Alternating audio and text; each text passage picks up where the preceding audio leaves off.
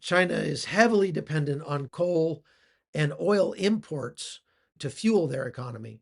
That means that they are not going to be able to continue cranking stuff out if we get into a crisis, some kind of war, because it would be fairly easy to cut off their flow of coal and oil. So that's a vulnerability on the part of China. They also face major demographic headwinds, so to speak. They have a massive population decline. Their population started shrinking in 2023 for the first time in more than 60 years. Their fertility rate is about half of the replacement level. They're rapidly aging. More than 30% of China's population will be over 60 by 2035. That's a huge drain on productivity, healthcare, pensions. The workforce that's working to pay for all the retired people is shrinking and the number of retired people is growing. That's a huge problem. Their one child policy made it so that there are 30 million more men in China than there are women.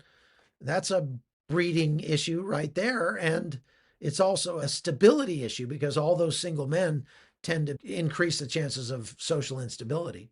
So, all of these challenges China is facing could hamper its efforts to prepare for war with the West, but it could also incentivize China to go to war sooner because it perceives that it's got a window of time where it could actually successfully prosecute a war, but that window is closing.